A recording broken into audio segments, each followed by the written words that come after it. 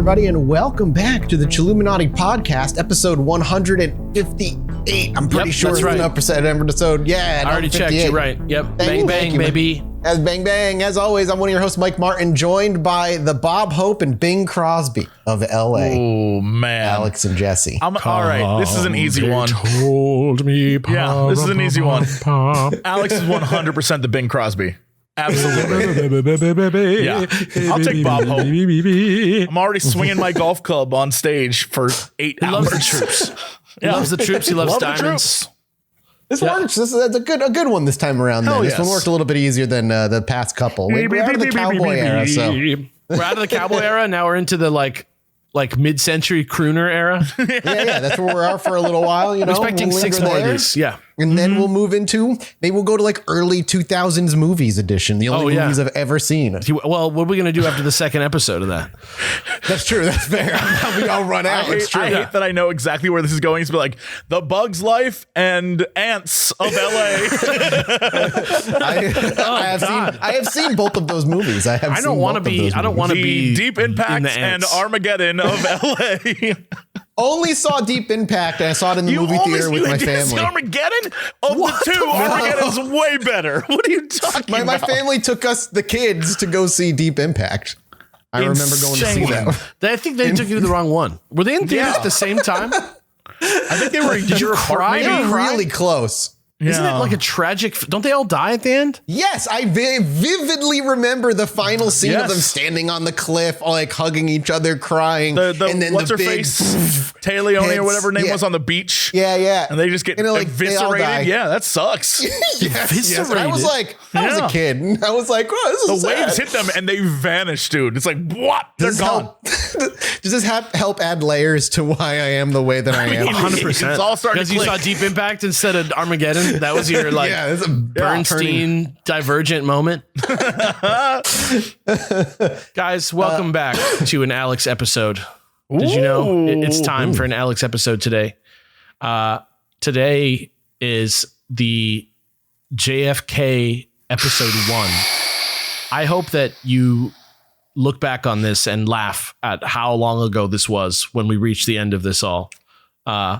But before we get into JFK episode 1 itself, I wanted to do a quick Nintendo Direct about all the various promises that I've made on the show. Now I have to say then, to support your point of how much time is going to pass until we finish JFK. The Green Stone is over a year ago now. Don't worry about it. Basically, I am worried. You should always be thinking, anytime Alex, you talk, I'm like, this is it. This is the Green Stone. This is it. This is the time. Maybe that's exactly what I want. But anyway, here's the thing. Paranoia. I just wanted to remind everyone where I stand, what they can expect from the next few episodes I do here on the show. But first, just like any good Twitch stream reveal becomes the pre-roll ad, patreon.com/ChilluminatiPod isn't just the only place where you can spend money that directly supports the continued production of this fine show you're listening to now. It's literally crouching under the Texas School Book Depository windows of your wallet and delivering a single dead center kill shot of value straight to your brain in the form of fresh minisodes after every new episode, early access to Chilluminati Presents Rotten Popcorn, our all-new lawsuit-free movie commentary show, bespoke monthly digital posters, a regular drip feed of Chilluminati shirts, and much, much more. It's a magic bullet of savings. Patreon.com/ChilluminatiPod, the best place that you can visit. Did you write that down? Was that written down? You better believe I wrote it. That was very good. Right. I was like, there's no way this is off the top of his head. This is very, very good. Yeah. Back to the Alex Direct. Number 1, this is the first real episode of the long-promised JFK series. It's actually here. It actually has the name JFK when it was uploaded to the to the what do we call it? The feed, I guess. The fucking upload. The RSS feed? Yeah. However, just like the MCU, for the full Alex JFK experience, I'd say it's probably worth checking out my 2022 mystery episode, our first episode of the year. which I first lay out my plan for JFK and provide the official minute-by-minute timeline as laid out in the official story, as the government considers it at least. I also think you should listen to the beginnings of episode 149 and 150, in which I update that plan again, and episodes 107 and 108 just for laughs. And then just recently, minisode 95, which I would say includes something of an intro to this entire series. It's really nothing, but it's there. Patreon.com/Chilluminati. Number 2, let me reiterate the deal that I made. I feel like I owe it to you guys, right? Like I said, you owe us. Yeah, you owe us. I know more than you could ever pay. I don't think so. I think I'm going to pay more than you'll ever want. Like I said, today we're starting with episode 1 of the JFK series, and there will be multiple episodes on several different JFK assassination books and resources. But just so our beloved and very generous audience, patreon.com/ChilluminatiPod, doesn't get bored from so much JFK stuff at once, as the year goes on, I'm going to alternate between JFK-centric episodes and other, more typical Alex episodes, doing one of one and one of the other until the whole thing is done. Currently, I'm trying to decide whether I want to do 3 JFK episodes or 4 JFK episodes. So we'll see exactly how long that takes pretty soon once this all comes into focus for you. But honestly, the big reveal here, and the reason I'm doing so many different JFK episodes in the first place, is that I'm going to be putting together my own comprehensive theory on who I think killed JFK at the end of everything. So before I do that, I just wanted to justify my process a little bit by saying the different books I'm covering are like meant to be ones that I think provide like sufficient background for the listener to understand everything I'm going to talk about when we finally get to the one where I say what I actually think, right? Also, as Matt has said, July 7th, 2021 is the 1-year anniversary of the Greenstone Part 2. I don't currently have anything to announce regarding plans for the promised 3rd Greenstone episode, in which I finally reveal the mystery of the notoriously dilapidated house from the intro of the Greenstone Part 1. But I want to let you guys know that Retro Studios is hard at work on the project, and we will let you know as soon as they have anything worth sharing. I'll let you know. What the hell is Retro Studios? They also made Metroid Prime. Don't worry. It's a really, really niche gamer joke. Anyway, today's JFK book is called They Killed Our President. Save me. It always comes back around. Yeah. Whenever you get lost in the sauce, Jesse, just remember what it was like when Krendor ran an episode. All right. Just. Yeah. I mean, at least I knew what he was. It was insane, but at least I knew what he was talking about. This is the Kobayashi Maru of Chilluminati episodes. So get ready. Today's JFK book is called They Killed Our President, 63 Reasons to Believe There Was a Conspiracy to Assassinate JFK. It was written by WWF wrestler and former Minnesota State Governor Jesse Ventura. Woo! That's right. What this book is all about is basically showing a bunch of glaring facts that disrupt and cast doubt on key elements of the official story of what happened on November 22nd, 1963. And that's mostly what I'm going to be using it as. But as I'm going to support it with lots of independent research, I grabbed a bunch of facts and interviews and like extra stuff from people who are really there, from the Warren Commission, other things like that are similar to that go beyond the scope of just the book when I needed to give you a clearer picture of what happened. Because let me be honest with you. Okay, I read this book. I'm going to be honest with you. Governor Ventura and his co-authors, a man named Dick Russell and a man named David Wayne, but not that good, funny David Wayne, also bring a lot of their personal politics into this very angry and very informally written book. What? Yeah, it's kind of like written for like an angry 6th grader. I got to be honest. It's like he like talks shit. He has like rhetoric where he like, you know, like things like, you know, how like Trump always goes like the failing New York Times, shit like that. Like he does a lot of shit like that in this book that's like not profesh and like not good. So I had to kind of like sprinkle in facts and like actual research to like back up some of this stuff. So you're welcome. They also have their own theory that they're trying to push a little bit from time to time in the book about what happened that involves like the CIA and some Cuban nationals and the Italian mob. I'm going to be going into a lot of that stuff in a lot more detail later. And it's not going to be like the Jesse Ventura version. I don't think he's the final authority on those things to be like citing as my guy. I don't know, man. The way he moves in the ring. I know. He's so fast. He's so fast and so large. And mostly today I'm going to be focusing on more of the stuff that legitimately just seems really weird, inexplicable to me personally after reading through the book. And since there are 63 things, we already have way less than a minute to spend on each one to come in on time, so we better get cracking. Just kidding. Buy the book if you get to the end of this episode and you find yourself wanting more. And yes, before the end of the series, I'm also going to be covering a lot of evidence supporting the official story as well, which may or may not refute some of what I cover in some of these books.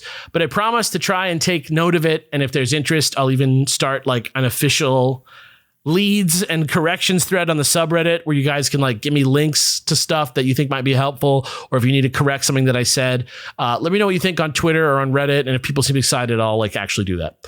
Anyway, I want to get started. Here's a disclaimer. John F. Kennedy was a real person. I'm serious. Seriously, his assassination. This is a weird start. I just gotta say this because this is like real. His assassination was a real act of violence. And as we go through this, I'm going to be saying some things and discussing some things that are some seriously disturbing imagery and subject matter, and things that, you know, if you're particularly dismayed by what's going on in our country right now and with regard to gun violence, it might be tough to listen to some of this stuff. So I just wanted to give you that info, but also you got to remember this was the high profile murder of a sitting US president. Okay. Videos and pictures that you Google after listening to this, it's very well documented. It's one of the most famous things that's ever happened to ever. So you might find some pretty disturbing shit if you start Googling this. So please proceed with caution. There's autopsy photos. There's videos. It's pretty fucked up. If you're like me, you can watch his brains get blown out the back of his skull over and over and over again when you first start discovering this. Yeah. Back into the left. I love that you guys are saying these things. Also, remember, it's one of the most notorious moments in world history. It's extremely ingrained in our national culture at all levels. It's just easy to forget that it really happened. I'm sure that at some point during this, one, two, or all three of us are going to be flippant about this in ways that we haven't been about other murders on this show, probably. So let me apologize for that in advance. I know it's going to happen. Also, please remember that until the very end, I'm going to be reporting on what other people think happened that day. If you don't like what you hear, don't shoot the messenger. This is not my words, at least until the last episode that I make. Where I will tell you what I think happened. Listen, we were pretty flippant about Boone Helm. We were making the Colonel jokes about John Wayne Gacy murdering boys and bribing cops. Don't worry, we're gonna make jokes all about this is a single JFK. It's a single act of violence that we're going to talk about over and over again for like hours. So just and it's important to remember JFK was a fuck machine. Yeah, that's true. Just got to throw it out there. There's that flippant bit. It's just got to keep people on their toes. I'm here to bring the facts too. You know, he loves to stick his dick in holes. Yeah.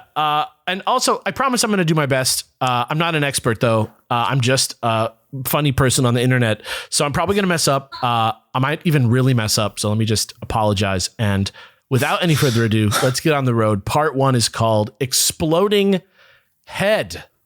As we know, President Kennedy was immediately taken to Parkland Memorial Hospital following the shooting earlier that day. And as soon as he got there, even though he was eventually declared dead and beyond saving, there's like quotes from a million people that tell you like, dude, there was no chance. I mean, if you've seen it, you know, there was no chance. There was, again, if you watch that footage, and I mean, I'm not suggesting you do, but if you're ever like interested in just the history of the film, and you end up catching it once, yet there's no way he's done. It's done the minute you watch the bits blow out. It's a pretty decisive. It's a pretty decisive hit. Yeah. But nevertheless, he was the president of the fucking United States. So there was an entire hospital's worth of people there waiting to receive him when he arrived. Not to mention all the U.S. government people who had met him there that day. Just like, he came to Dallas, and everybody that was involved in that is now at this hospital pretty much. And they all just went there after hearing he'd been shot. So first, Jesse, I'm going to have you read some stuff. And then Mathis, I'm going to have you read some stuff. So this one's for Jesse. Thanks to Bombas for sponsoring this episode. Bombas' mission is simple. Make the most comfortable clothes ever and match every item sold with an equal item donated. So when you buy Bombas, you're also giving to someone in need. Bombas designed their socks, shirts, and underwear to be the clothes you can't wait to put on every day. Everything they make is soft, seamless, tagless, and has a cozy feel like if you were to wrap your arms around me and I was as soft and seamless and tagless when you hugged me. Bombas is the same way. There's a pair of Bombas socks for everything you do. They come in tons of options like comfy performance styles made with sweat-wicking yarns, which means your feet stay cool while the rest of you works up a sweat. Bombas no-show socks are designed for comfort while being specially engineered to never fall down, so let your ankles be free to soak up the sunlight. Because I love tanning my ankles. Bombas t-shirts are made with thoughtful design features like invisible seams, soft fabrics, and the perfect weight so they hang just right. Bombas underwear is so breathable and fits so well, it feels like you're wearing nothing at all. In a good way, which is nice because that's how I like to roll anyway. And did you know that socks, underwear, and t-shirts are the 3 most requested clothing items at homeless shelters? That's why Bombas donates one of every item you buy. So far, Bombas customers like you have helped donate over 50 million items of essential clothing. Go to bombas.com/chill and get 20% off your first purchase. That's bombas.com/chill for 20% off. bombas.com/chill. Thanks again to Bombas for sponsoring this episode.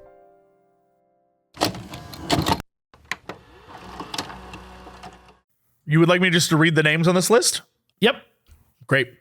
Dr. Malcolm Perry, Dr. Charles Crenshaw, Dr. Charles J. Corico, Dr. Richard Delaney, Dr. Ronald Jones, Dr. Paul Peters, Dr. Kenneth E. I was almost about to say Slayer, but I know. It's Salyer. Yeah. And then here, Mathis, here's your names. Perfect.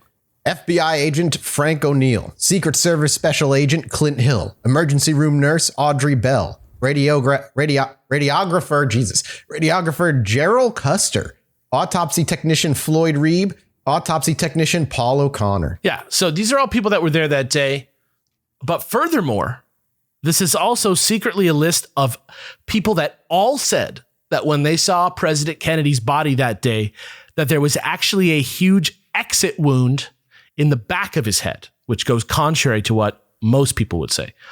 Weirdly, this was slowly sort of glazed over, and a lot of people, like Secret Service Special Agent Clint Hill, who you said, eventually, quote unquote, changed their minds, which initially might make you think about things like, you know, rational things, courtroom testimony, the reliability of memory. Maybe it's possible that upon thinking about it again, they really did change their mind.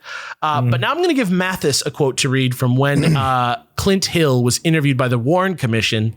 And then you tell me whether he sounds confused at all about what he saw. Okay. Okay. The right rear portion of his head was missing. It was lying in the rear. Lying in the rear seat of the car. His brain was exposed. There was blood and bits of brain all over the entire rear portion of the car. Mrs. Kennedy was completely covered with blood. There was so much blood you could not tell if there had been any other wound or not, except for the one large gaping wound in the right rear portion of his head. Yeah. Now, if you follow the official autopsy as presented to the House committee, you will see a diagram that says what actually happened was that the bullet did enter from the rear, just at an angle where it didn't penetrate too deeply into the skull, kind of sailed along the shallow surface of the skull. And then the exit wound that they're talking about was really just physics blasting the top of his skull cap straight up into the air from the pressure. So here's a picture of that. If you want to see that, that was created for the commission. Just a little link to like a, drawing of it. Yeah, it's a drawing. And so, yeah, you can see what I mean. I don't know if I'm describing that good enough for everybody, but basically like went in like kind of low and tight on it, like a stone skipping water kind of, but it still went through the head near the top, but it was just too much and the top of the thing blew off. So it looked like, somebody getting hit from the front with the bullet and the back of his head blowing out, but really it was more like the top of his head blowing off from this other thing happening. Just pressure. Yeah, exactly. If you've ever seen one of those videos where they do a slow-mo of like either an egg getting shot with a bullet or anything getting shot with a bullet, you can see the way that it explodes is not what you expect. It's never just a clean in and out. It's like it gets hit and then there's the reverb and a fracturing and then like the weaker, usually top part just pops right off every time. Yeah, it's fucking nuts. But it's actually not just hospital hearsay that works against the official explanation. There's also 2 motorcycle officers who were splattered with blood, even though they were positioned near the left rear flank of the president's vehicle at the time of the shooting. Which, if he was shot from behind, you wouldn't expect the blood to go backwards. And the actual testimony of Sherry Feister, who is a certified senior crime scene investigator and court-recognized expert in crime scene reconstruction and blood spatter analysis. That's blood splatter analysis, Jesus. She had this very clean, succinct interpretation of events after conducting her own independent investigation. And I'm going to have Jesse read that quote from her right now. It's pretty nice and short and sweet. The head injury to President Kennedy was the result of a single gunshot fired from the front of the president. Just something to think about. That's the end of part 1. Part 2 is called Back and to the Left. For this next one, I'm going to be talking about the famous Zapruder film, which, if you don't know, is a home movie that was taken by a regular dude called Abraham Zapruder, who was there that day, just like a lot of people were there that day, just to see the president drive through the town. Ended up with a video clip that remains the single best piece of primary source evidence about what went down that day. Exactly. Every single investigator uses this to timestamp events because he got such a good sort of view of what was going on. There's a million photographs that were confirmed from this footage, stuff like that. So that's pretty cool. And then separate from that, you've probably heard the phrase back and to the left before in reference to the JFK assassination. Mathis and Jesse were just joking about it a second ago, which I loved. But let me really quick explain to you exactly what that means, back and to the left. In this clip that I'm going to show you in a second, you're going to see that the president's motorcade is coming down the street. And just for a moment, some sort of road sign passes between Kennedy and the camera. And when he comes out the other side, you're going to see the president holding his throat. According to the official story, this is because he had just been hit by the first shot, which likely severed his neck vertebrae. And shortly after, you can see the killing shot hit. According to the official version of the events, this is a bullet that's hitting the president's skull from behind and blowing the top of his head off, like I said. And yet, according to the clip, when he gets hit by the bullet, his body seems to literally be falling backwards and to the left from the force of the shot, which makes it look like the shot was actually coming from the front. So give me a look. Just look at that. Tell me what you guys think. I'm going to give you guys a link to it. It's a slow motion link from YouTube. You can easily Google this at home and use whatever version you want. Just try for as official a version as you can find.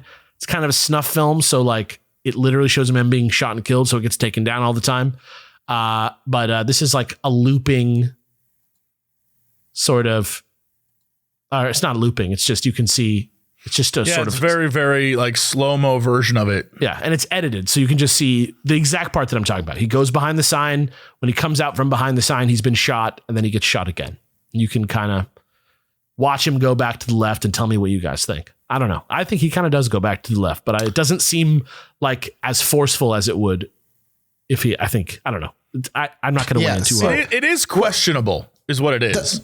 Again, this is just from what I remember of knowing of it. So when his arms come up, it's you said it's that first shot, and it's the one that's supposed to be severing his spine. And if he had survived, he would have been paralyzed basically from the neck down. And that's the body's reaction of that first shot hitting is his arms stiffen, they shoot up, and then the next shot again was the one that took him out, is the one that blows his head off. Yeah, he kind of goes to the left a little bit, but it's more of it just seems like a stiff body reaction. You can see Jackie Kennedy in the movie, reaching over and trying to put his hands down.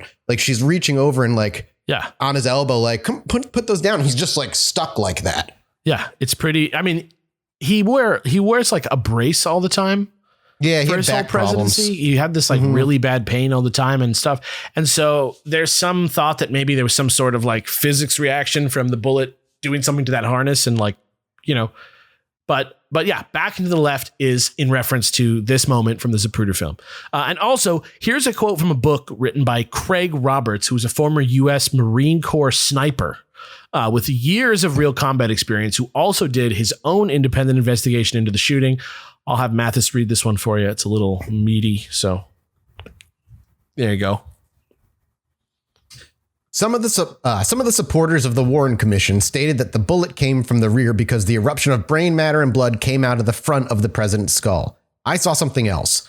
In a headshot, the exit wound, due to the buildup of hydrostatic pressure, explodes in a conical formation in the downrange direction of the bullet. Yet in the Zapruder film, I could plainly see that the eruption was not conical shape to the front of the limo, but instead was an explosion that cast fragments both up and down in a vertical plane and side to side in a horizontal plane.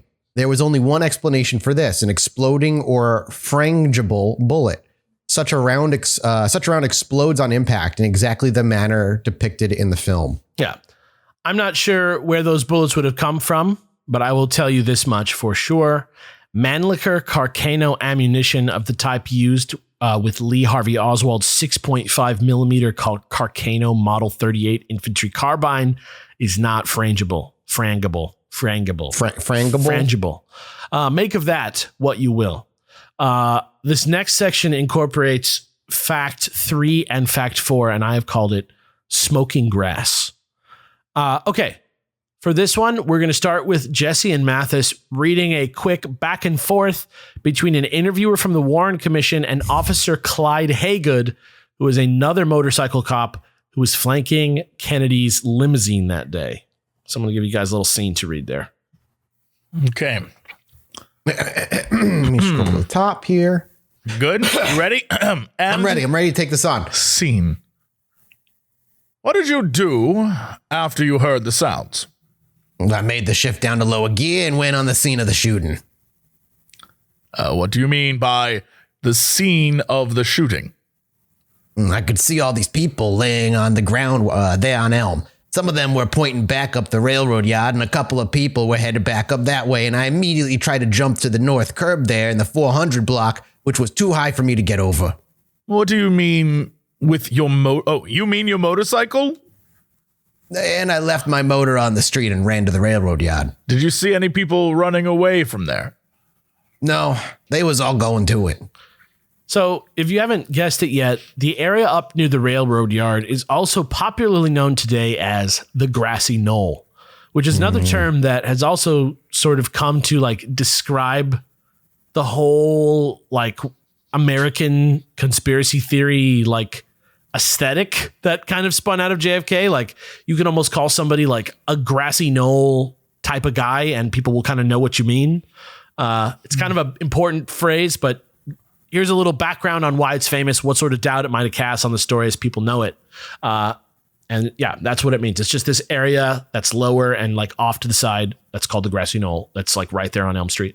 Basically, though later the official story stated that Oswald acted alone and that every shot fired that day came from the 6th floor window of the Texas School Book Depository above and behind the motorcade, in the moments immediately following the shooting, a lot more attention was directed towards the Grassy Knoll.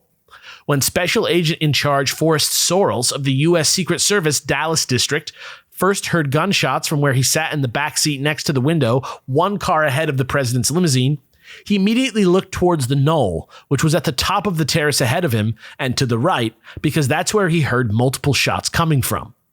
Secret Service agent Lem Johns, from where he sat next to Vice President Johnson, 2 cars behind Kennedy, putting him even closer to where the depository would be, also heard the first 2 shots coming from the direction of the knoll next to the railroad yard. Officer Bobby Hargis, one of the rear left flank motorcycle cops who was hit with the like impossible backwards blood splatter, also parked his bike and ran up towards the Grassy Knoll because that's where he thought it was coming from. And also the Dallas chief of police, Jesse Curry, said that he thought someone had fired from the Grassy Knoll from where he sat in the same car as Agent Sorrells, one ahead of Kennedy. His immediate response was to grab the radio and send people up onto the triple underpass ahead of the motorcade, which literally is train tracks that connected directly to that same rail yard because he thought people were going to be trying to get away over that bridge. Also, the Dallas County Sheriff, Bill Decker, was in that car, and he also grabbed his radio and sent all his available men to the rail yard. So 2 different authorities doubled down on the same place. I'm interested to hear what you guys make of this, but before you get into it, here's a quick quote for Jesse to read from James Tegg, who was an eyewitness to the assassination, and notable because he's the only bystander there who was known to have been wounded by gunfire that day when a piece of the curb which was struck by one of Oswald's bullets, flew up and cut open his cheek. But here is a quote from him for Jesse to read. If you go back to Daly Plaza, is that how you say it? Daly Plaza? Dealey. Yeah. If you go back to Dealey Plaza at 12:30 and get the photographs and police tapes, there was really no action taken on the school book depository for 7 minutes. True, there were a couple of policemen who said they rushed in, which looks good on a sergeant's report, but it didn't happen that way. In those 7 minutes, I think Oswald may have assisted in letting people into the building by saying they worked there or whatever. During that time, they could have moved an army in and out of the Texas school book depository. So what do you guys think about that? What do you think about the fact that most of the authorities, upon everything going down, their first thing was like, over there, like literally the wrong place, or maybe the right place? What do you think about that? I have many thoughts, but that's just because I don't know how detailed you want to go yet. I guess is the question. Because I have thoughts like, for instance, I to my understanding, again, it's been since I went really deep into JFK, probably close to a year, but well, it's pretty fresh for me. So shoot. Yeah, I'm pretty sure like the Secret Service, at the very least, his Secret Service were like completely hungover that day, like exhausted. They were. Yeah. I mean, there's some sort of like, so there's some accounts of that. There's definitely at least some of them who were drinking and stuff, but at least from what the footage was, it's not like they're like whacked out of their minds taking care of the president. No, but yeah, human error is more apt to happen. True. And these people are not super people. Yeah, you know? and to their credit, sometimes you just have to make a call. You know. Yeah, and I'm sure this was a panic moment. Yeah. In that time, I'm not saying a shot didn't come from the grassy knoll. In fact, I'm very open to the idea that a shot came from the grassy knoll, but I still hesitate to think that Oswald was an actual patsy. Well, we'll see. Well, we'll see where we're at by the end of this episode. We'll see. Moving on to section 5. This section is called Thomas and Gilberto. The tank engine. Oh, okay. Thomas the Tank Angel. No, it's Thomas and Gilberto. Now that we know about Back to the Left and Grassy Knoll, and that there's some question as to exactly where these shots might have come from, according to various experts, all things that are pretty well known when it comes to JFK's conspiracies, right? Now let's look at something a little bit less mainstream, but also kind of insane sounding that blew my mind. I did not know about this. In April 2022, just a couple months ago, a man called Abraham W. Bolden Sr. Was pardoned by President Biden during something called Second Chance Month, and was one of the first 3 people pardoned by Biden during his presidency. However, while the other 2 people pardoned were brought up on drug charges and went on to become community leaders, and that was sort of the common thread that they had between them that got them pardoned, Bolden actually was the first ever Black Secret Service agent to serve on the presidential detail, which he did under John F. Kennedy. Bolden was convicted of federal bribery after being accused of trying to sell Secret Service intelligence after one trial with a hung jury and a second trial where key witnesses were caught lying at the prosecutor's request. That was his trials. He's also always maintained his innocence, and after serving 39 months in prison and 30 months probation sometime in the 60s, spent the rest of his career supervising quality control in the automotive industry, speaking out against racism in the Secret Service and in his community, and just kind of being kind of like a socially conscious activist type cool guy. However, the reason that I'm mentioning him now is that in 2009, Bolden said in interviews that he was framed for bribery after trying to contact the Warren Commission regarding an earlier foiled attempt on President Kennedy's life in Chicago with eerily similar conditions to those seen in Dallas, and it happened just a few weeks before. Back on November 2nd, 1963, 20 days before his death, 20 days, not even 3 weeks, President Kennedy was supposed to attend the Army Air Force football game at Soldier Field in Chicago, and to commemorate the occasion, he was meant to ride in a parade. There was even a route posted that went from O'Hare Airport to the Loop. However, that same morning, a dishonorably discharged Marine marksman turned paranoid right-wing anti-Kennedy radical called Thomas Arthur Valley, who apparently started working at IPP Lido Plate, which is a warehouse building overlooking the most vulnerable part of the motorcade route. He just started working there 6 months before. He was arrested after a tip came through on October 30th from the FBI stating that a 4-man team was targeting Kennedy in the motorcade with scoped rifles. On October 31st, a woman running a Chicago motel called the police, reporting that 4 out-of-towners who she thought were Cuban nationals were renting a room and that she'd seen them with long rifles on the bed inside.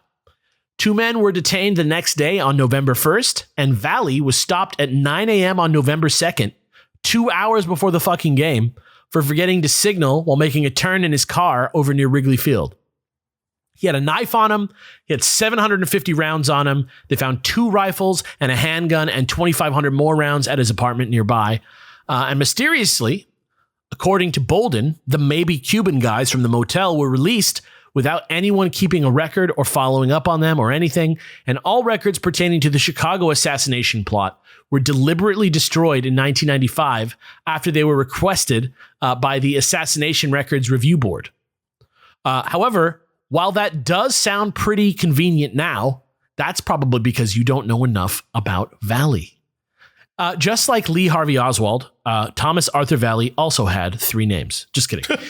They both enlisted in the Marines at an early age, and they were both stationed for a time in Japan before being called upon by the CIA for more discreet assignments. However, while Oswald defected to Russia and possibly served as a double agent, more on that later, Valley spent his time training anti-Castro Cubans on Long Island in New York. Both of these people were loners. Both of them owned long-range scoped rifles. Both were trained marksmen. And soon after their stint with the military, both became extremely vocally outspoken political activists with a sort of unhinged outsider character to them, which, according to Agent Bolden, made them perfect candidates for a fall guy. Anyway. Also, yeah. Keep in mind, too, that like you said, they wrote, what's his name? Oswald was in the Marines, and he was... from my memory, he was like noted as like a median shot. He was a certified marksman. Shot, but he was a marksman. Yeah, he was certified marksman. That's so like, and I know there's a lot of arguments about the rifle he used might not be good enough, but it's like, if you do your research, like it was good enough to hit those distances. And it's important to know that this man did try to defect multiple times in his life that we'll talk about, I'm sure later. We'll get into it because he was also a horrible wife beater. He was awful person. There's a lot of information about Lee Harvey Oswald out there, and it's none of the thing that's crazy about this guy is that nothing is for sure with him. It's super crazy. Like the nature of his time in Russia is not even, people don't even necessarily agree on whether that was his choice or that was his mission, for example. But yeah, it's pretty crazy. Anyway, Kennedy ended up catching wind of all this thanks to the Secret Service, who, according to Bolden, convinced him to make up some excuse why he couldn't attend the festivities that day so that they wouldn't alarm the public with knowledge of something so scary. And also, this isn't me trying to make a statement so much as I'm highlighting a suspicious coincidence, but the informant who gave the tip about the Cuban fanatics with sniper rifles came from an FBI informant known only as Lee. Today's episode is sponsored by Honey. I shop online all the time. My existence is the internet, so buying things through the internet is kind of my preferred way to go. Hell, I even buy my cat litter through Amazon at this point because I don't want to go down to the local store. That's just like a whole headache, and I don't feel like doing it. You know what? Also, that I like about shopping on the internet? Saving money. Thanks to Honey, manually searching for coupon codes is a thing of the past. Honey is the free shopping tool that scours the internet for promo codes and applies the best one it finds to your cart. Honey supports over 30,000 stores online that range from sites like tech and gaming products to popular fashion brands and even up to food delivery. The way it works is so easy, I'm going to explain it to you in 4 simple steps. Imagine you're shopping online at one of your favorite steps. That's step 1. When you're done shopping at your favorite site and you go to the checkout, the Honey button drops down and all you got to do is click Apply Coupons. Wait a few seconds as Honey searches for coupons they can find for that site, and if Honey finds a working coupon, you'll simply watch the prices drop. And now what's even better is you can add Honey to your iPhone. Just enable it on Safari and you can have your savings on the go. If you don't already have Honey, you could straight up be missing out. It's literally free and installs in a few seconds. And by getting it, you'll be doing yourself a solid and supporting our podcast. I'd never recommend something I don't use, so you can get Honey right now for free at joinhoney.com/chill. It's very easy. Just head to joinhoney.com/chill.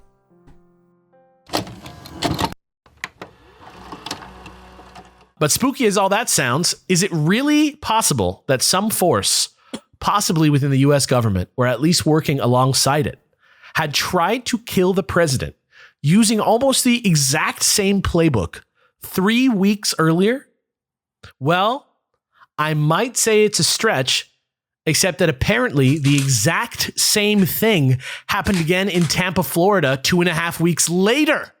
In between, we can see from declassified congressional reports that on November 18th, which was just 4 days before he was shot and killed in Dallas, President Kennedy was made aware of yet another possible attempt on his life, which was meant to occur during yet another slow-moving motorcade that he held in Tampa, Florida that day, involving a, quote, group of people, which is literally the definition of a conspiracy, and specifically a, quote, mobile, unidentified rifleman shooting from a window in a tall building with a high-power rifle fitted to a scope. Here is a quote for Mathis to read from another JFK book, which is called Ultimate Sacrifice by Lamar Waldron and Tom Hartman, that explains how weirdly similar all three of these events were. What made the attempts to kill JFK in Chicago and Tampa and later Dallas different from all previous threats was the involvement of Cuban suspects and a possible Cuban agent in each area. In addition, these multi-person attempts were clearly not the work of the usual lone mentally ill person, but were clearly the result of coordinated planning.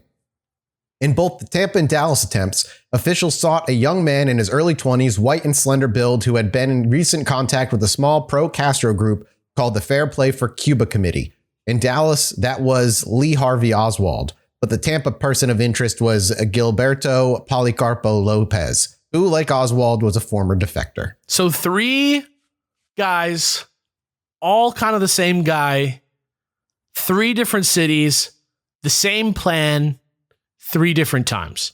And again, just like Oswald and Lopez have more than just superficial similarities to one another, here's another quote from that book for Jesse to read, and then I want to hear what you guys think, because it's too much. Like Oswald, Lopez was also of interest to Navy intelligence. Also similar to Oswald, Gilberto Lopez made a mysterious trip to Mexico City in the fall of 1963, attempting to get to Cuba. Lopez even used the same border crossing as Oswald, and government reports say both went one way by car, though neither man owned a car. Like Oswald, Lopez had recently separated from his wife and had gotten into a fistfight in the summer of 1963 over supposedly pro-Castro sympathies.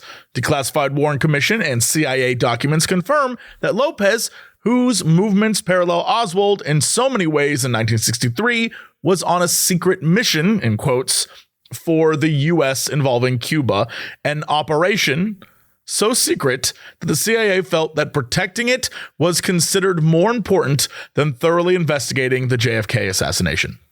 Yeah. What do you think of that? Have you heard of that? Have you heard of those guys? Have you heard of these things? Yes. And it always struck me as very weird that the government had forewarning of multiple attempts and still they like, get in your car, dude. Have a good trip. It always struck me as weird. And I know it opens it up to conspiracy, but I also have to wonder if it's also just like JFK had an ego, man. Like, I think, yeah, you're getting to what I was going to get at. Is just like that man. Nothing's going to happen to me. That man not only had an ego, but he had enemies everywhere. Yeah, well, he comes from his made ego. enemies in the government, out of the government. Yeah, exactly. Because of his ego. In fact, for Dallas, I believe they suggested he go in a like bulletproof plastic casing, but he said there's no point because then they can't see me. So no. Right. And he was going down an area where there was notoriously hard to keep like completely safe. I forget if they call it the kill box or something like that. The kill zone is like kill zone. Any assassination attempt is going to have one of those. Yeah, exactly. I do wonder if it's just one of those quote unquote coincidences where this man so many people wanted to take attempts on his life that any opportunity to be in public and maybe make some plans to try and take him out were probably made. And it also, the Lopez Oswald stuff, I would love to dig more deeper, because it seems like, you know, on the surface, when you see that meme that always floats around on the internet that's like, JFK. Did you know that JFK and Abraham Lincoln, that thing? It feels very much like that. We're like, when you dig deeper, you're like, oh, that's just a meme and not actual fact. Yeah. But I don't know. It's very curious. Though. Yeah. I love that. I feel like you guys have my outline. It's perfect that you guys brought up those points. Section 6, 7, and 8 is called Sitting Ducks. So I don't know if you remember this from my official timeline I did back in episode 2022. But one of the things that I wanted to make sure and mention so you'd remember it right near the beginning was that very close to go time, the motorcade route President Kennedy took through Dallas was suddenly changed to something much longer and slower, which left him much more vulnerable. And apparently that was just the first of many weird security issues that experts identified that day, which is especially strange considering that the other two identical assassination threats they'd already dealt with that same month. So in fact, here is a quote about it from Mathis to read from another retired Secret Service guy who attended to President Kennedy called Lynn Meredith. This is from Mathis. I have always believed that the following adverse situations all contributed to the unfortunate and unnecessary death of President Kennedy. No Secret Service agents riding on the rear of the limousine, inadequate security along the entire 10-mile motorcade route from the airport to downtown Dallas that day, particularly in the buildings along the route of travel. The motorcade route published several days in advance. Oh, that's right. I forgot about that too, that they literally published this man's route, like where you he's can going. see him. Yes. It makes sense. It makes sense if you think about it, right? Like you want to see the president, this is where you go. But like, I don't know. I don't think it's just weird. Additionally, there was no military presence, nobody looking at or thinking about open windows overlooking the route. The blood was washed out of the car before the president was even officially declared dead. The car, which I think they got yelled at when they did by the people 100%. like you're ruining evidence, and they just didn't care. The car was fully stripped and rebuilt by that Monday on the day of his state funeral. And in fact, Jesse Ventura, Governor Jesse, even goes as far as to name names for who is to blame for all these inadequacies. I'm certainly not going to do that just for the sake of it. But he also hints at a slightly more sinister conclusion as he explains that only one person that I will name, a specific assistant Dallas police chief called George Lumpkin, is maybe something more. George Lumpkin. Yeah. Apparently, Lumpkin was also a colonel in Army intelligence. And in addition to actually sitting in the front car of the motorcade himself on the day, he was also directly involved in the route change. He also ordered the Texas School Book Depository sealed off in the aftermath of the shooting 3 minutes after the shots started being fired. And he hand-selected the Russian interpreter for Lee Harvey Oswald's Russian wife, Marina, when she was interrogated. And if you're having trouble imagining this level of coordination against the president from those so close to him, don't worry, because if I'm being 100% honest, I totally do too. However, that doesn't make me feel any better about these next two things I'm going to get into. First of all, I'm going to show you two pictures drawn by a dignitary protection expert called Al Carrier. So take a second, give it a look, and let the people at home know what you're looking at. Let me see if I can get this to you somehow. Take a look. I'm going to try and... Are we going to take a moment while we do this? Yeah. I would love to know, because I feel like we jumped right into this. Yeah. Like who shot JFK? But I'm curious if the internet and if our listeners would be interested in, like, who was JFK? What's the backstory? Do you have that coming? Yeah, well, I mean, we're going to get into a lot of things about JFK, the president, JFK, the man, that maybe might have eventually led to somebody wanting to kill him for political reasons. But yeah, that's not today's, that's not episode one's topic. So yeah, I sent you this picture. It's in Twitter because I can't drop images into. So yeah, it's showing Zoom for the some picture reason. on the left is 3 cars and like a triangle around the middle one of motorcycles. The second one is 2 vehicles with like a strip of motorcycles in front of both cars, and then 4 tailing behind the second car. Yeah. Yes. So the picture on the left shows the motorcycles arranged in what is known as the standard wedge formation. Al Carrier refers to this formation as the gold standard of motorcade protocol and goes out of his way to mention that it was widely used back in the 60s by everyone, just as it is still used today. Sure. But you really don't need him to prove it, because this was the exact formation that we know for sure President Kennedy had utilized not only in Tampa 4 days before when there was an active threat on his life, but also during his very famous trip to West Berlin, which he had just made a few months earlier when he made one of his best known speeches, Ich bin ein Berliner. Also, by the way, sidebar, there's a weird urban legend that I've heard told to me as fact a couple times, where people say that Kennedy was actually saying with that sentence that he was some kind of donut called a Berliner, and that he was too dumb to realize this, and that Germany was laughing at him. I'm going to tell you this right now. That is literally just not true. And people in Berlin wouldn't call this thing a Berliner anyway, because they're already in Berlin. And now Jesse is going to try and read the name of this thing for you, because Germany will forgive a man who's had no time to prepare. There you go. Jeez. Pfannkuchen. Yep. That means pancakes. That's what that donut is called in Berlin. Suck a dick. Anyway, the picture on your left is what everyone should be doing with their motorcycles for good motorcade security. That's the answer to how to do it with a motorcade. The picture on the right, however, is what formation the bikes were in Dallas that day. And officially, the reason given for that was that Kennedy himself asked for it. This is something that you guys were talking about a second ago. Kennedy himself asked for it so that he could make sure he could effectively wave at everyone and be seen. That's kind of like what the story is.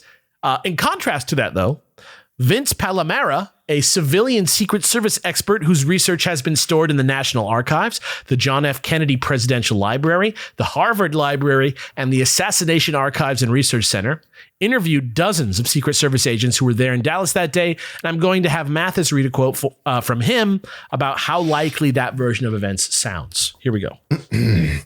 President Kennedy was very understanding about his protection and never, ever interfered with Secret Service protection protocols. That was their job, and he knew that and let them do it. He never told agents how to do their job and never ordered changes in motorcade formations or any other protection protocols, period. Yeah. And also, strangely, it seems that all these weird changes might not even have been present at other stages of the Texas trip, and only when they got to Dallas. Here's a quote for Jesse from a congressional memo from the House Select Committee on Assassinations for you to read. Here we go. But in comparison with what the SS Secret Service's own documents suggest were the security precautions used in prior motorcades during the same Texas visit, the motorcade alteration in Dallas by the Secret Service may have been a unique occurrence. Yeah. And just to further illustrate how strange this was, I'm not even sure every Secret Service agent was on the same page on the day. Because here is a clip that I'm about to show you of the president driving away from Dallas, what's it called? Love Field in Dallas. That's one of the airports in Dallas, I think. Yeah, maybe. Which seems to show Secret Service agent Don Lawton being ordered off his post on the bumper of the presidential limousine by his White House Secret Service detail shift leader, Emery Roberts. But what really makes this clip interesting to me is that it seems from his body language like he's not really sure why he's being told that. Try and give the people a play-by-play of what you're watching. The clip's going to loop a couple times before it's done, so just let it play. You'll see it. There's one arrow pointing to the guy who jumps off the bumper and one arrow pointing to the guy who gives him the order. Just trying to describe it for the people who can't see it. I mean, that's just it right there. It's just like you see them pulling away, JFK smiling and waving, some guys jogging alongside the bumper, and then a dude stands up. They have a quick conversation. The dude by the bumper throws his hands up. He looks, like you said, confused, kind of slaps them down like, I don't know what's going on. And then they drive away. Yeah. So it's weird. Like even earlier in Texas, he had the thing that he's supposed to have. He's supposed to have all these guys around his car. But if you watch the Zapruder film, you'll see the amount of time that it takes for anybody to be on the president is like way too long for where they should have been, which was right next to him in a triangle, So yeah, it's interesting. It's very weird. It's interesting to think. But even so, that's the end of this section. The next one goes into part 9, 10, 11, and 12. And I'm going to call them all together. Count the shots. Okay. As you probably guessed from the title of this section, we're going to be talking about bullets, namely how many were there, where were they going, where were they coming from? So Based off testimony from the special agent in charge of the White House Secret Service detail, a guy called Roy Kellerman, who said that, quote, a flurry of shells came into the car and that, quote, there had to be more than 3 shots, gentlemen. This book establishes a scenario where rather than the 3 shots described in the official account of what happened that day, there may have been up to 6. And possibly even 9, though I'm not even sure how they get to 9. First off, everyone agrees that the first shot that went out was a miss. The first one. Even in the 3-shot theory, the first shot was a miss because we know this one was the one that caused the sparks that people saw on the street and was probably the same one that also hit the curb and sprayed the concrete up into the face of that guy, James Tague, that I was talking about earlier, who got some cuts on his cheek. One shot had to miss, and it was pretty certainly the first one. Then it points to a bullet that hit President Kennedy in the back, coming from the rear of the car to the right of his spine and 4 inches below the bottom of his neck. For physical evidence of that bullet, he points to an entry hole found in President Kennedy's jacket as proof. Then, according to this version, comes a shot which went through the front windshield of the car, enters President Kennedy's throat from the front. This is different from the official version. Enters Kennedy's throat from the front, creates an entry wound, which was later used at Parkland Hospital to make a tracheotomy incision. Then, because Governor Connolly, who was in the car with Kennedy and also hit by gunfire, says he's positive that the first bullet that hit him was separate from the one that hit the president in the throat because it only came after he turned to see him get shot, we can bring the count up to 4 bullets. And then probably 5, considering that it would take something like a, quote, magic bullet for a single rifle shot to come through his back, break his ribs, come out through his nipple, hit him in the wrist, and then embed itself in his left thigh. That is what the magic bullet is. If you ever hear anybody talk about a magic bullet in relation to the Kennedy assassination, this is it. And which Wayne Knight both helped explain in 1991's JFK by Oliver Stone, and parody in 1992's The Boyfriend, which was an episode of Seinfeld. We'll talk about that bullet later. But now we still haven't gotten to the headshot, which whether you believe it came from the back or the front, makes it a clean 6 shots, double what the official story says. Though for the record, this book's version of events does in fact say it came from the front, which is a fact that's bolstered by audio, which was heavily referenced during the 1976 House Select Committee on Assassination's investigation of the shooting by the U.S. House of Representatives. Apparently, one of the Dallas police motorcycles that was on site that day had something called a Dictabelt recorder on it, which for some reason, while it was mounted there, was accidentally left running in the on position for the entirety of the event and recorded all this sound. And it led to a conclusion that more than 3 shots were fired, and that some of the shots came from the rear and that some of the shots came from the direction of the grassy knoll. So that was a pretty crazy thing to happen in the 70s. But then the science of these conclusions was disproven and then reproven more than once. So it's hard to say exactly how compelling this evidence is, and you'll see with lots of evidence about this investigation as time goes on. But the investigation did conclude, the one from 1976, did actually conclude that, quote, President John F. Kennedy was probably assassinated as the result of conspiracy, end quote. So do with that information what you will. And what about the rifle? Can one guy really get off 3 shots in 6 seconds? Is that even reasonable? Is there even any way to prove that beyond getting the world's most legendary sniper, putting him on a perfectly recreated shooting range just to test it? I bet they did. That's exactly who Carlos Hathcock was and exactly what Carlos Hathcock did. Carlos Hathcock had 93 confirmed kills in Vietnam and an estimated actual count of between 300 and 400 kills because a lot of the time you're not with anyone when you're a sniper. This man was definitely one of and possibly the most lethal sniper who ever lived. He also set a record for the longest sniper kill in 1967, which held for 35 years. I think it was something like 1.5 miles, some crazy distance. And he was literally the real dude who did the thing from movies that we do now where you shoot a sniper through their own scope. He literally did that. He also had a variant of the Springfield M21 rifle named after him, using the nickname he was given by the Vietnamese forces, White Feather, which he got after the single white feather that he would tuck in his bush hat. And it got to be such a big deal that other snipers started using it as a symbol, like the bat symbol, to scare their enemies. That's hilarious. This guy is no fucking joke. That's crazy. Anyway, here's a quote from Hathcock for Mathis to read. When asked about his attempts to recreate those shots under similar conditions to Oswald at Marine Corps Base Quantico, where Hathcock was the senior instructor at the Top Gun of sniper schools, the U.S. Marine Corps Scout Sniper School. Here we go. Let me tell you what we did at Quantico. We reconstructed the whole thing, the angle, the range, the moving target, the time limit, the obstacles, everything.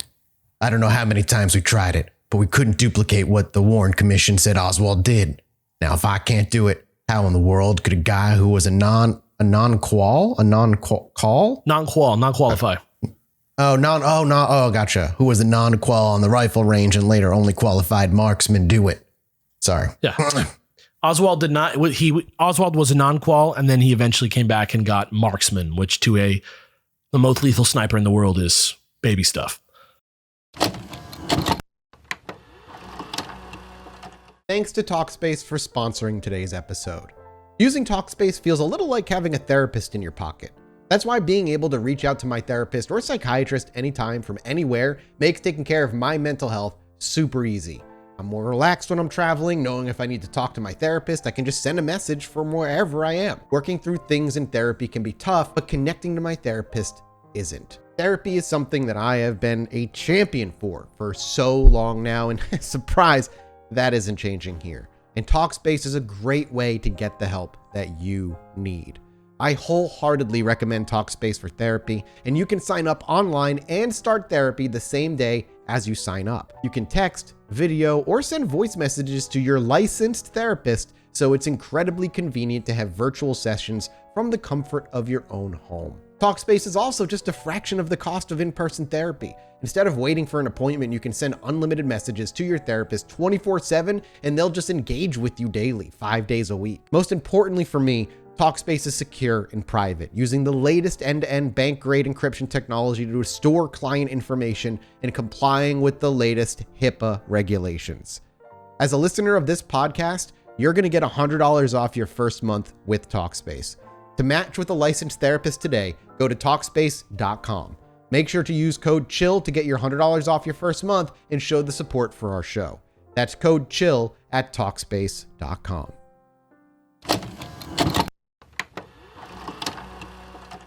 Yeah. According to the professional assessment of more than one military combat sniper, this was a unprofessional choice of weapon for this task. The 6th floor window was a terrible choice of location. They point to the Dow. Weirdly, they were like, actually, I would have sniped from there, which is like a fucked up thing to say, but it's true. The Daltex building across the way would have been a much better place to shoot from. And the angle, combined with the tree cover, walls, pipes, would make this, quote, a virtually impossible shot for anyone besides a very, very good military sniper. In fact, according to this quote from the Warren Commission, which I'm going to have Jesse read now, Oswald didn't even have his rifle properly configured to fire with a telescopic sight. And this is not to say that he couldn't make this shot. It's to say that he couldn't do it in 3 shots within 6 seconds. That's the real rub of this. The rifle couldn't be perfectly sighted in using the scope without installing 2 metal shims, which were not present when the rifle arrived for testing and were never found. He literally, like, there's like a backfire on this gun and all these problems with his gun unless you like put a special scope on it. And he just like didn't have that on it. So like that's another obstacle in the way of him actually making these shots. I'm not saying he didn't make the shots. Just saying there's a lot of obstacles to making the shots. They also take issue with the timing of the shots from that position, as it makes way more sense to shoot at something coming towards you rather than driving away from you. Right. But yeah, all this to say, that could also just be Oswald being an idiot. Could be. But I mean, like, if you ever talk to snipers just in general, and I'm not like a big I talk to snipers guy, but I have seen plenty of interviews. You don't have like 3 best friend snipers? I did have a friend in high school who would wear his shades back, his Oakleys back around the back of his head like a sniper. Yeah. Close enough, honestly. Yeah, you might as well know one at that He reminded me often. That's how snipers wore it. But no, any sniper that I've ever seen be interviewed at any point in time, they always are like, the best place to snipe is in an area where the traffic, the thing you're trying to shoot, is walking towards you. Yeah. You'd be a fool to try to get something that's moving like side to side. It just makes it 10 times harder. And you can easily just angle yourself in a way that you make it an easy shot for you. Like, why make it more stressful than it needs to be? Especially if you're a rifleman, like a marksman.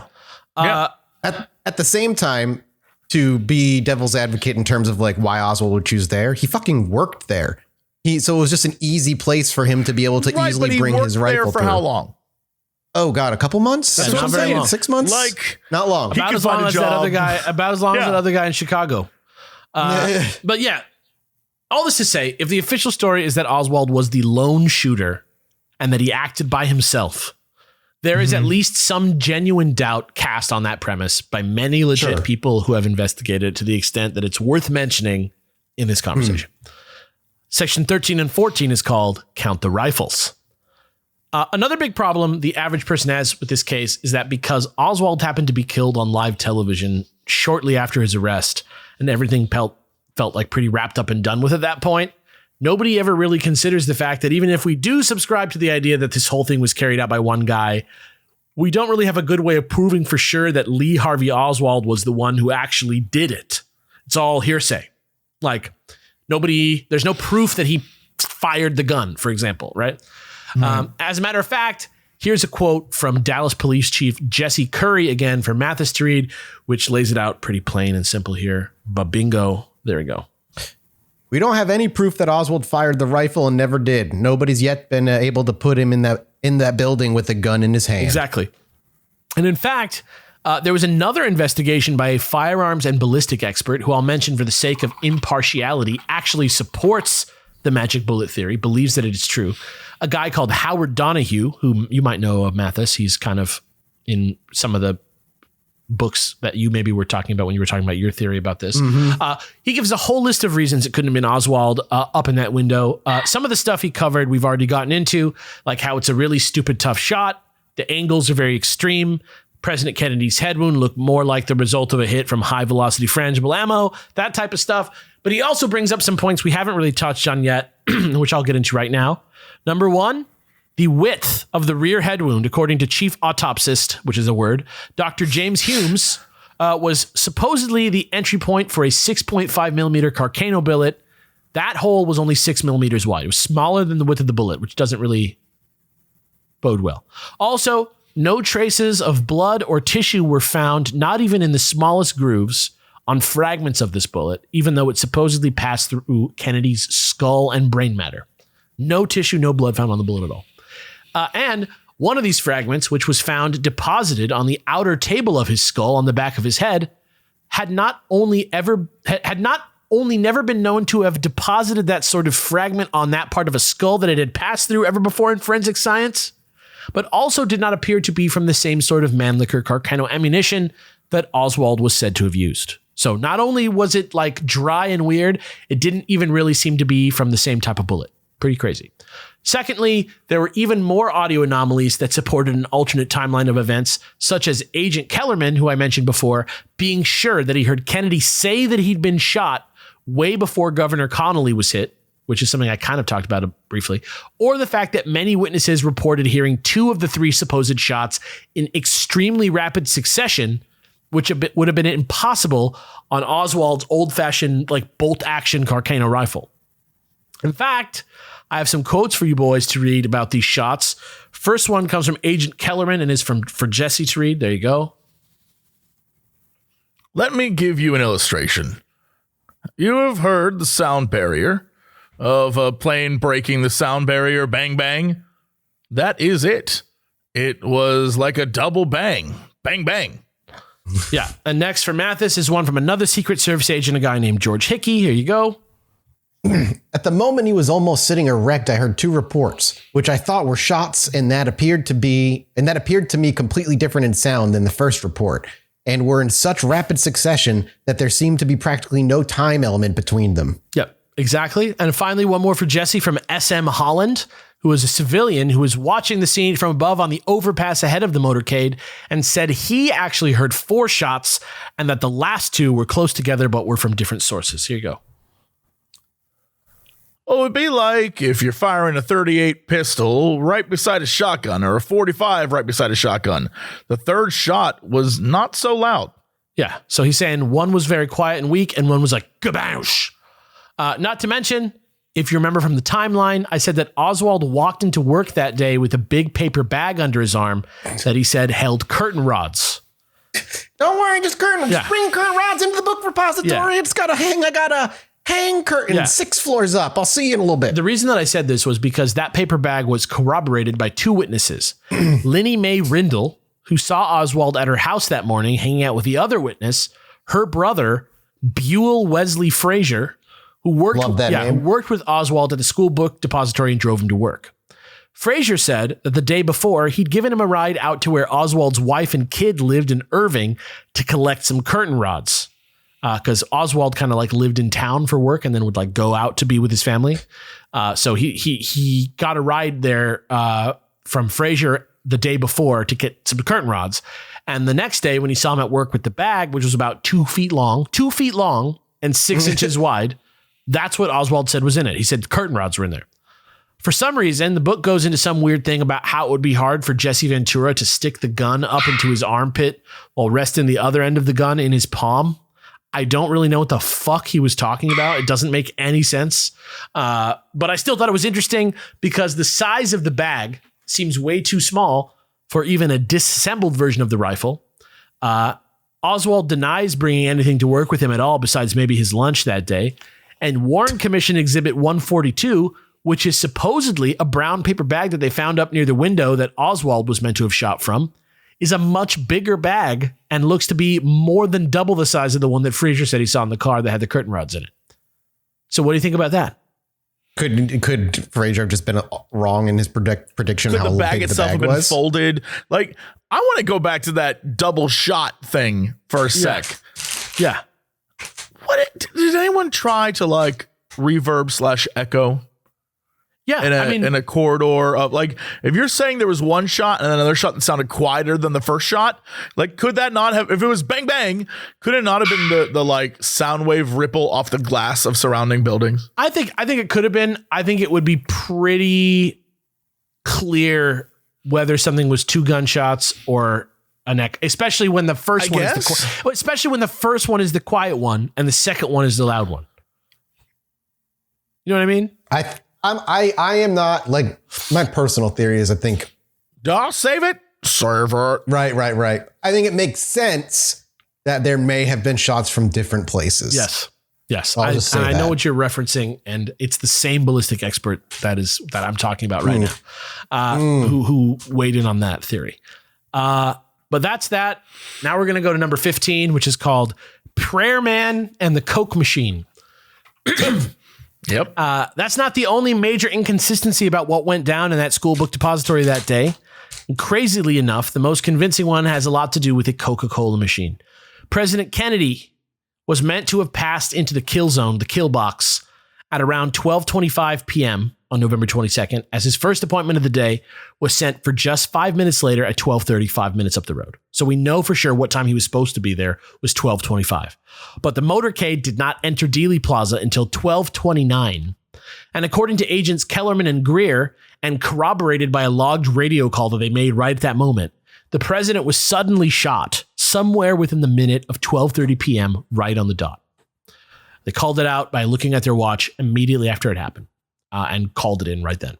According to the Warren Report, an officer, Marion Baker, who'd heard the shots coming from the book depository window and immediately pulled up to the building and ran inside, where he met the depository superintendent, Roy Truly, in the entryway and headed up the stairs. They saw someone through a door near the second floor lunchroom, and when he pushed through the door with a gun in his hand, he says he saw Oswald calmly walking away from him holding a bottle of Coke, quote, not out of breath or even startled. And when he told Oswald, quote, come back, 90 seconds after the shots were heard above, by the way, just 90 seconds, maybe 70 seconds, he did so without hesitation. Oswald just turned and came back before Truly recognized him and sent him on his way like, oh, he works here. Don't worry about him. That's not the guy. By 12:32 at the latest, 2 minutes at the latest, to gel with the timing of the depository, which we know was sealed by most accounts at 12:33 by Chief Lumpkin, who we said earlier sealed this off out of nowhere. who again was singled out by Jesse Ventura in this book as one of a group of people who he blames for the president's death, just falling short of accusing them of conspiracy to murder, which is crazy to me. And he talks like shit on them and stuff too. It's crazy. This book is insane.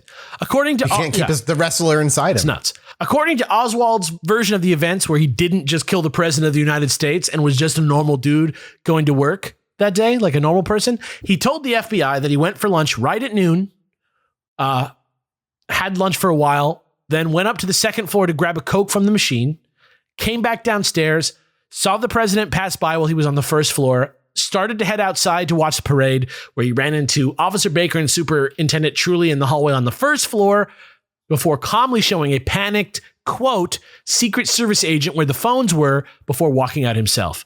I put Secret Service agent in quotes here because most people think this was probably just a journalist lying so that they could get to a phone to start calling in their story. And indeed, there are two separate journalists who remember running into the building and doing something pretty similar to that.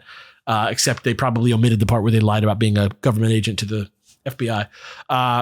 But they didn't mention Oswald by name, but it does seem like there is the opposite side of that evidence to support that. So take for, grain of salt. Strangely, this story was fully corroborated by a secretary who worked in the building and knew Oswald, named Carolyn Arnold, who said she was waiting outside in front of the building to see the president when she saw him just inside the entrance to the building, close to the front door at 12:15 p.m., by which time, according to the Warren report, Oswald should have already been up in the nest assembling his rifle by 12:15.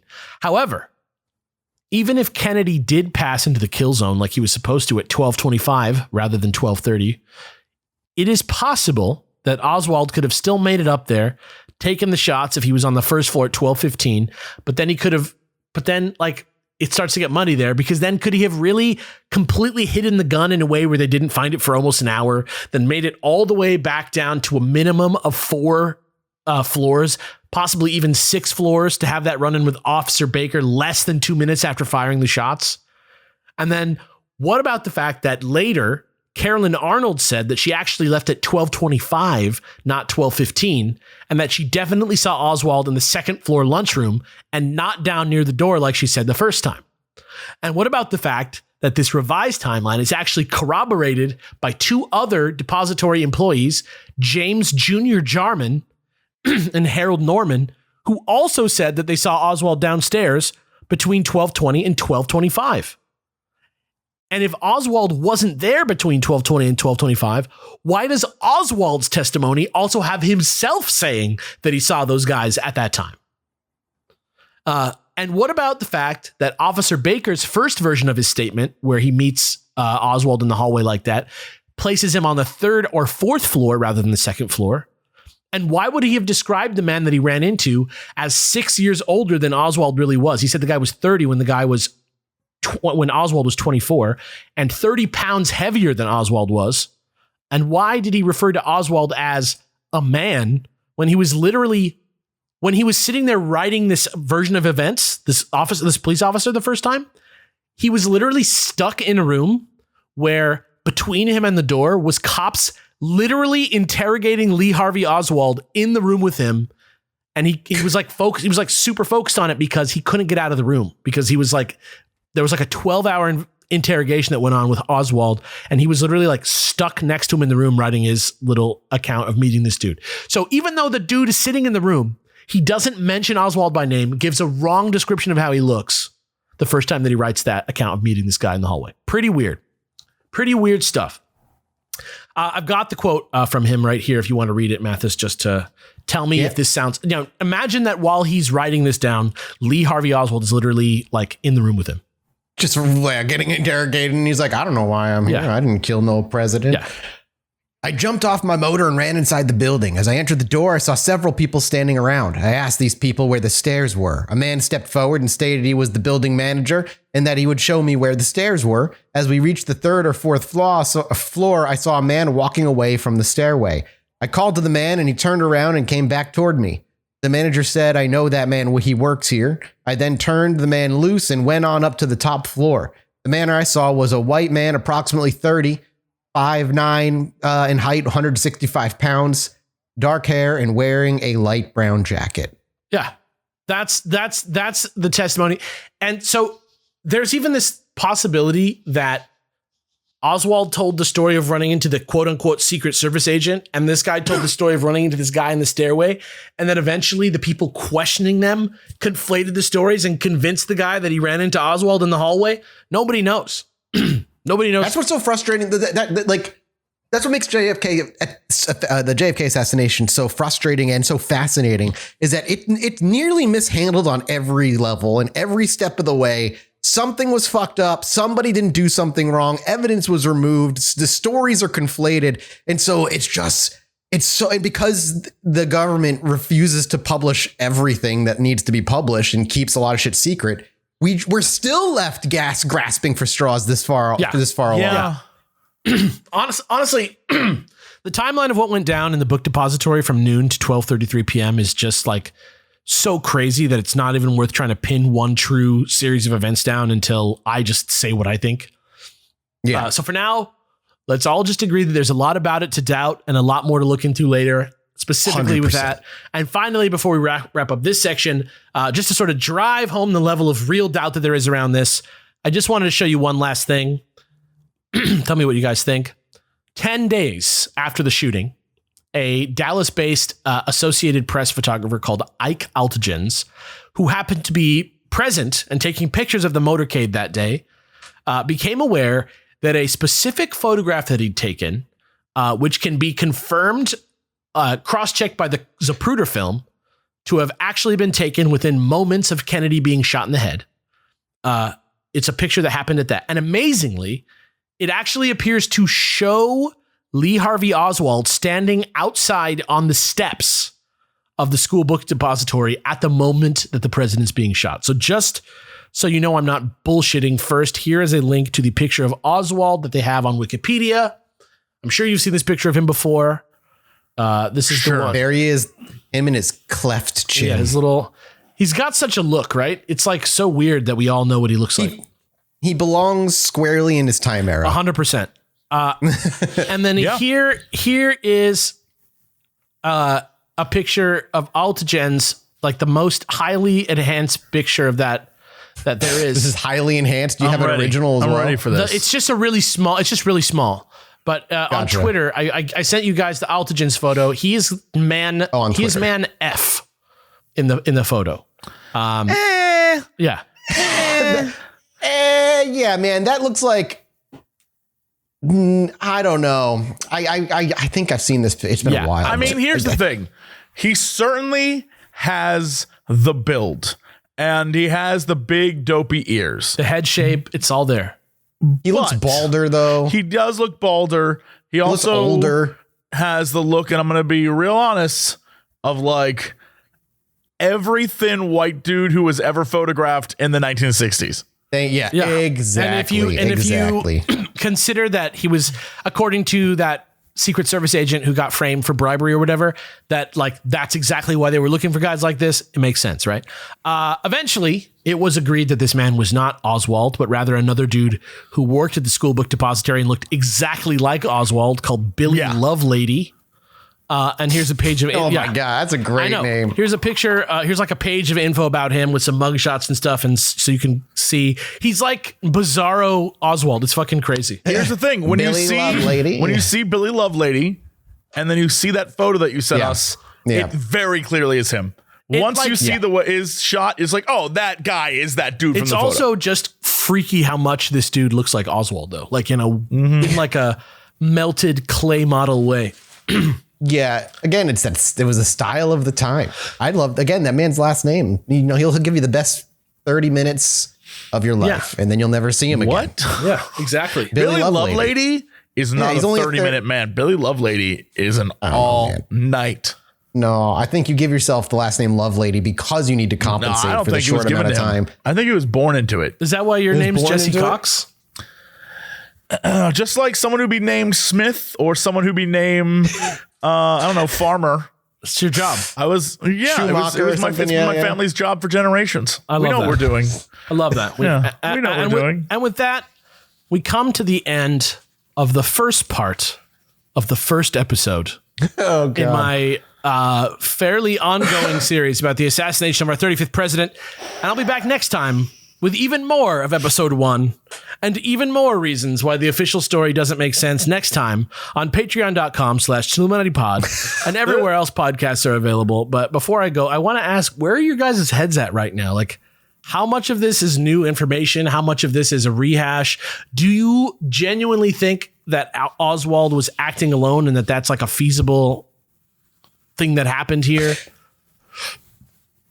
Okay, so I don't think I learned anything new, but there was a lot of reminders of things that I kind of like forgot about. And I'm still on the fence. And not on the fence. I'm still pretty convinced there were multiple shots. And again, not even going into detail. Multiple shooters? Yeah, multiple shooters. Sorry, multiple shooters. And again, not going into detail, but as we said at the beginning of this episode, JFK had a bajillion enemies and any opportunity was going to be taken if they had the chance, I think. Yeah, we're going to be getting into a lot of those enemies as we go on. But I also think Oswald, if we ever dive deep into who Oswald was, I think you just learn that, Oswald was capable of doing this on his own. The man there's so much about that guy that just points to him moving in this direction for, his whole life. The many, many times how he would say to his wife or to his mom how he was going to be like, influential or like this very powerful man and stuff. And he was a crazy dude. He tried to, there are records that he was in Russia. Granted, like you said, we don't know the details as to why, but he was there. And what witnesses that we have of who saw him said he was basically trying to defect, but he had nothing of value. Like they let him live there for a little while as like a trial, like to see if he ever came up with anything valuable. And all he did was live a boring Soviet life. There's sort of speculation that like nobody really wanted anything from him, but like the military was like, this guy's dumb as hell. We're going to send him to Russia, our military. And they're like, hey, you can go over there, but you got to tell us what you find over there. And then Russia's sitting there like, why are they sending this American to us? Like, maybe we can get something out of this. Let's let him come and just see if we can turn him to our side or something. Like, it could be just that. It could be just like some dookie boo-boo stuff that sucks. That's literally, it's just a bunch of guys. I think to wrap up my point, I guess, is like, I think Oswald was capable of taking these actions alone. I think he was definitely that kind of person. I lean toward he was acting alone, but there was other factors involved, but I can't say 100%. So it's tough. I think he is primed. You even said like he wanted to make something of himself. And I think he's primed to be recruited by people. I have no idea what the answer to any of this is. That's right. He's just so susceptible to being a patsy and to being an outsider. Yeah. Yeah. They gave him a purpose. And I don't know if there's like what the true answer is, but I have always been a fan of like a lot. When they say like, oh, it was the mob or it was the government or it was like this or this. I've always been a big fan of like every one of them. They like had one of those like Simpsons-esque Mr. Burns meets all the other people in the room meetings. Exactly, they were just like, let's end this fool. That's how I imagine it, because the dude, enemy of my enemy, man. I can imagine all sorts of people getting together and be like, this guy's got to go. Kind of riding on the coattails of a real assassination attempt by a real outsider crazy person and kind of like owning it though as like a government group and kind of like giving it a little alley-oop at the end. You know what I mean? Like that could be what it is. Who knows? I mean, and what's fascinating about this, and I think it as a like big historian, when you look at lone shooters, they are, at least in more modern history, dudes who walk up and just shoot you. Yeah. They don't snipe. They don't do any of that stuff that like the whole sniper and knowing where to be and all. And the fact that there's like previous days of like, well, it could have been that day. Those kinds of things speak to something bigger than just, like Garfield and Reagan. And like, just like when dudes got shot, they like a guy walked up and just popped them. Yeah. And that's what like that lone shooter mentality is. Like, I don't need to hide in a top of a building and snipe a guy. I want you to know that I've shot you. Right. But also he did try and kill General Walker by sniping that's him. Where I was going next is like, he did try this first. He tried to kill, like you said, Edwin Walker on April 10th of 1963. He missed, but he did the same thing where he perched up with his sniper rifle, took a shot, went through the window, missed, and then didn't take another shot. He picked up his gun and ran, and he like buried the gun or wherever it was. Like, so there's precedent for Oswald trying to make waves with assassination sniper attempts. But his failure, and I think that's the interesting thing, is his failure is a great, like, okay, so he booked it and ran. But we know he has the balls to take the first shot. So it might be, if we can convince this goober to take the first shot, we'll handle the rest. Doesn't matter if he hits him or not. Yeah. Yeah, it doesn't matter. He and then we point everything to him. Like it again, it's one of those things where I don't know that we'll ever have an answer, but like it is fascinating to think about just like all the weird pieces that just don't make sense, that there's clearly stuff missing. And how I remember when I was a kid, they were like, when everyone involved in the investigation is dead, we will release the information. And that is BS. We are still waiting on that stuff. No, I'll tell you this. If you want something, if you like that line of thinking, I recommend the fiction book Libra by Don DeLillo. It's a very well-researched fiction. It's kind of like he made it fiction so that he didn't have to say it's a book about the JFK assassinations or something like that, but it's kind of like his take maybe on how it went down. Not supposed to be a resource for history purposes, but is just a good read if you're interested in this subject matter. And finally, just to wrap things up today, I have just one last quote for Jesse to read to give you guys an idea of what is coming in the future. Here you go. Oh boy. Oh man. The evil one can often hear that which passes between us. I had the power to prevent this, but he never knew. But as I speak to you now, we are cloaked and screened from his senses. At the place of darkness, there exists a great force so terrible that for centuries none of us dared to release it. No one has the power to control it or direct it. The Meonia stone holds the key to this. Alex, it's a green stone. Wait a minute, what is this? The dark gate can be opened. Since the force released from the place of darkness cannot be directed to destroy the evil one, he must be lured there in order to be destroyed. There is a way to make him come. Anyway, we'll see you guys later. Thank you guys for being here for part one of the JFK episode, part one of episode 1. Thank you guys. There's going to be more next time. We'll see you guys later. Patreon.com/Chilluminati pod. Bye. I can't believe you. Anyway, me and my wife were sitting outside indulging on our porch one night, enjoying ourselves. I needed to go to the bathroom, so I stepped back inside, and after a few moments, I hear my wife go, "Holy shit, get out here." So I quickly dash back outside, and she's looking up at the sky in awe. I look up too, and there's a perfect line of dozen lights traveling across the sky.